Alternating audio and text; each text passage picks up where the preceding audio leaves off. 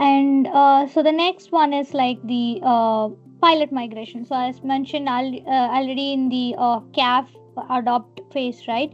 So jumping into a full migration, so without testing is risky. So we have to do a pilot migration with a non-critical workload first to migrate that to Azure to test the performance. So and based on that, like we can identify the potential issues and what are the optimization that we need to do and the cost saving opportunities based on the Azure Cost Explorer. So a pilot migration I like act as a lower risk dress rehearsal before scaling up. So those things. And after that, like the cost control. So cloud cost overruns are one of the biggest post migration headache. So here is how to avoid them.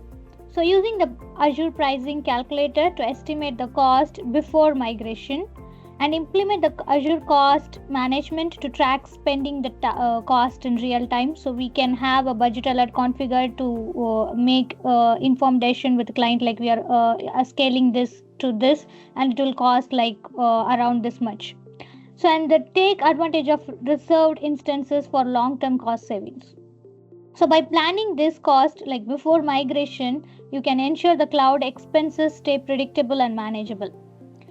And the next one is the security and compliance. So security is not just about setting up the firewall and everything. So it's about like continuous monitoring and proactive defense. So like follow this Azure security benchmark and zero trust principle, like to minimize risk is one of the best practice. And we can also make use of the Microsoft Defender for cloud for the real-time threat detection. And at AVASOFT, like we'll always ensure like we are ensuring the compliance like HIPAA, GDPR and other industry standards which organization wants before migrating. And also a secure migration, it's not just about moving the data, so it's like protecting it every step of the way in each and every phase which Parthiban mentioned during the migration. And the governance and access is also the another best practice. So like without proper governance, the cloud environment can run into a costly and unmanageable mess. So setting up Azure policy to enforce the security and compliance rules. So we can make use of the Azure role-based access control to define like who gets access to what. And establishing a RACI matrix, so everyone knows like their cloud responsibilities, and based on that like they can manage their cloud. And automating everything you can with the DevOps.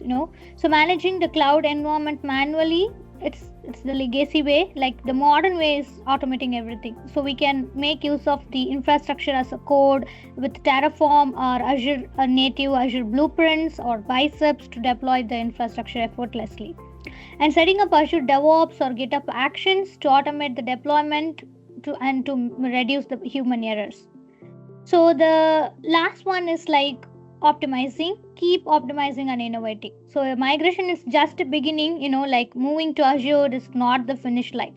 So it's just a starting point to maximize the value. So business should use the Azure Monitor for the real-time monitoring and the regular review for the cost spent and the scaling strategies and all, and leveraging the Azure AI services and machine learning to drive the innovation.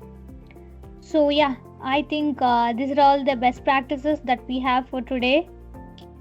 And also with respect to that automation and optimization, that's a tricky slippery slope where most of the IT teams or the customers who are involved in this journey directly might get confused on what exact innovation should we focus on, or is it really needed for us, or this is the new way of doing things and we have to do it. So that is a slippery slope that people with solid foundations has to come in place and advise on what is really needed and how is it actually going to help with the business movement. So that is something that I want to touch upon, and we are good with this.